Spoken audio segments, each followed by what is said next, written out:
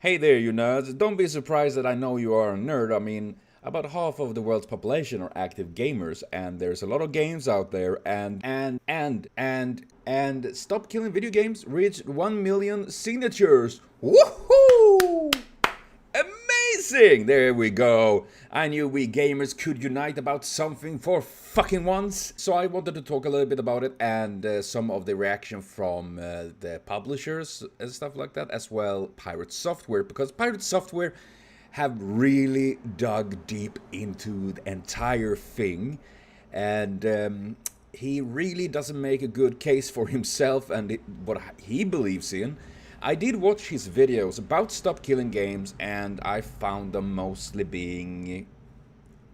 I mean, it's not really anything spectacular he says. He's just very confident and he talks well about the points. So I can understand some of it, what he comes from, but I think it is still wrong. Like he says, the initiative is vague, which I don't think it is, because he's literally just saying games should be playable even when they don't support it anymore. Like, that is very simple. And then he brings up an example of League of Legends with server and client and all of that jazz. And I just thought that was a very interesting example he brought up, because I personally think League of Legends, aka Riot, should be able to do that once they shutting down their own servers and discontinue with the game, that we should be able to continue playing it. Either it's on our own private servers or letting us play it offline in a LAN or something like that. That is what this is about. And not to mention, League of Legends have reworked so much of their entire game. It is insane, especially since he himself says that he had been playing League of Legends in the past. So he must know that League of Legends is massively changed from the very bottom.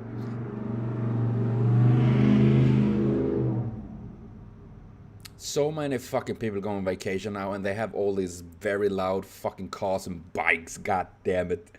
Oh boy. Well, at least they're having a good time. At least I hope so. Yeah, League of Legends having reworked and changed their game so much that why not be able to change it for the future when they maybe won't continue with the game or something like that. And also I want to bring it up that they can afford it. I know that will be something like, oh, it will be expensive. Yes, of course it will cost.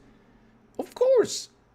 But the thing is that Riot's net worth is over $4 billion, and it increased from last year with over 30%. That's a massive increase. And knowing League of Legends, knowing most video games, it's gonna keep up on increasing. Though I would have agreed with him a little bit if the game was completely free, there was no microtransaction, you don't spend a dime on it, it's just a game you play online for free and stuff like that, then it would make more sense, other than when it's about the game you pay for. Now you don't pay for League of Legends, but you can pay for the cosmetics, you pay for skins, chests and whatnot, and people have spent money on it. I have spent money on it. Not much, but enough for me to be like, dude, if they're shutting down the servers or whatnot, I want to be able to play and having all of these things that I have spent my money on. And that's what it is about. And this is not about like Riot or whatever game to have their servers up and running indefinitely. While sure that would have been nice, that is obviously won't be the case. But I want them to be sure that we can play it when they decide it's not worth to keep it up anymore. And also he do claim it doesn't make sense why people want this. I don't understand why it doesn't make sense. People buy things, they want to have the ownership of the thing they buy. And I think that is just a little bit... why are you like that, dude? I mean, personally, I, in general, don't hate Pirate Software in that sense. I couldn't really care much about it. I just find his attitude about this is very very like demeaning towards the people that is wanting the changes and things like that.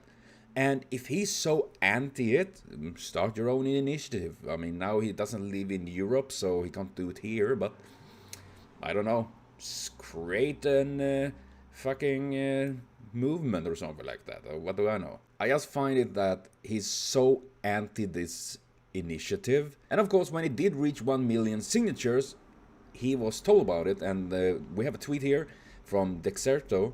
Pirate Software responded to the Stop Killing Games campaign, surpassing 1 million signatures. I'm going to be honest with you. I hope that your initiative gets everything that you asked for, but nothing you wanted, and I leave it there. Oh boy, that is so passive aggressive it can be, isn't it? Oh my god. You know what? I think actually, if he didn't say anything, I think that would probably have been a better option in this case. You know? Or just say, okay, good for you guys, have fun. You know? And instead, he keeps on having this attitude, this obviously loathing towards the initiative and people that want this to be changed. And then also another tweet here. The streamer also said he had been swatted and received death threats because he doesn't support the movement. And to that I say, fuck those people that do that. I don't give a fuck how much you dislike Pirate Software or anyone else that is supporting his movement or against the movement or whatever. Doing that is wrong, and I hate to see that the people doing that. Like, yeah, even if he's a douchebag or whatever, ignore him or just write, ha, the initiative got through, and then just leave it that. Because sending death threats just makes the initiative and, well, gamers looking even worse. I mean, to be fair, the standard of gamers are already very, very low. I will say like this, we gamers are not known for being reasonable in any kind of way. Some are, many aren't. At least in what I've learned from playing League of Legends. But I just find this attitude very toxic and a bad way to end this. So I hope he will get around eventually and think a little bit more about us consumers and us that enjoy the games. Even games that might one day not be completely playable, but at least you should be able to play it in some capacity. Will it cost a lot? Yes, of course, because nothing is free. But I think this is important because it is about protecting us from predatory publishers. I mean, they already are. Like, so many fucking games are subscription based, and you need to do like, there's like all these microtransactions. You need to pay to unlock certain part of the game. And let's not get into mobile games, because that is even worse. Because games these days is the largest market of entertainment in the world. It's bigger than music and movies combined. Games is an absolutely massive fucking market. It is insane. And we need to make sure that they play by the rules. That is, that consumers have the right to what they buy, and they just can't pull the plug on whatever. So that's what I think. I'm disappointed how Pirate Software have dealt with the entire thing and his opinion about that, but I hope he will get better. And either way, I wish him luck with whatever he's doing. And please, once again, don't send him death threats, don't swat him, docs or whatever, because he don't deserve it, no one else deserve it. It is the shittiest thing to do, and it just muddles the fucking initiative and people and the communities in general. Though, of course, that doesn't apply to Nazis. Ooh, I have a feeling people is gonna be upset about that. And then, of course, you know, the publishers did reply about this. Videogames Europe is a lobby that is for the publishers of games, and, you know, they want to push their agendas and to make sure that they can earn as much money for the bottom line as possible, at the cost of us, obviously. So here's a statement they wrote, and it goes like this. Statement on Stop Killing Games. We appreciate the passion of our community. However, the decision to discontinue online service is multifaceted, never taken lightly, and must be an option for companies when an online experience is no longer commercially viable. We understand that it can be disappointing for players, but when it does happen, the industry ensures that players are given fair notice of the prospective changes in compliance with local consumer protection laws. Private servers are not always a viable alternative option for players, as the protection we put in place to secure players' data, remove illegal content, and combat unsafe community content will not exist and would leave rights holders liable. In addition, many titles are designed from the ground up to be online only. In effect, this proposal would curtail developer choice by making these video games prohibitively expensive to create. We welcome the opportunity to discuss our position with policymakers and those who have led the European Citizen Initiative in the coming months. So they don't want to do anything of that because it's hard and lots of work. And they want the companies to have the option to decide when it's not commercially viable anymore. Even if you paid money for it, they will have the one word to say about it. It doesn't matter how much you want it, it's about them. It just gives off the vibe that when we are done with this game, this live action game, no one is gonna have anything to do with it because we are that petty. It feels like a little bit like Nintendo doing, right? And then of course the entire thing, they says that these video games makes them prohibitively expensive to create.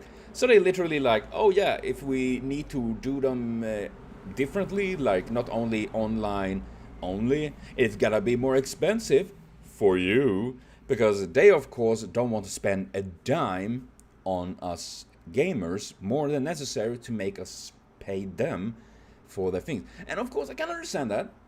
We need to pay for the products. That is the thing. We pay for a product and we will be able to use it even if they don't do more with the game. That's the entire thing. And we already pay so much for these fucking games. The prices of games are literally a half a house, an arm, and your firstborn. You can take the firstborn, but not my arm. I need that for things. It's insanely expensive as it is already. And the prices just increases. And they already try to min-maxing every little bit of money. And they can get out of us, you know. You can already buy a full-blown fucking game, and then it's just jam-packed with microtransactions, stuff like that. There's a reason why gaming market is the biggest effing entertainment market in the world. It's absolutely insane. And that is why also I think this is very important, because we need to be sure that we get treated fairly for the things we are buying. But I have no doubt that Videogames Europe is gonna try their damnedest to kill this initiative in their wake. They don't want to see this, because, you know, that's more money they need to spend on things to make sure. Or they gonna fret with like, oh yeah, we're not gonna release games in Europe. I have no doubt we're gonna hear stuff like that from them, because that is generally the thing they usually do, like sending threats to us because you need us or whatever. But it is gonna be interesting to see what happens. Hopefully things can work out peacefully, but I know the capitalism is literally more money. Money. It's literally Mr. Krabs all over the place, god damn it. So yeah, I just wanted to bring this up because I thought it was a lot of stuff happening. Pirate Software doing more software than pirating. And of course, if you buy things and you don't own it, then pirating is not stealing. That's what I think, at least. And of course, talking a little bit about this Stop Killing Games and Videogames Europe. Maybe I will do more about this because I think it is important. I think it's interesting to see how this is gonna continue on. I hope it's gonna end well though, so let's hope for that. And thank you for watching. Write in the comments what your thoughts about this is. See you all later, and I'll continue super great day.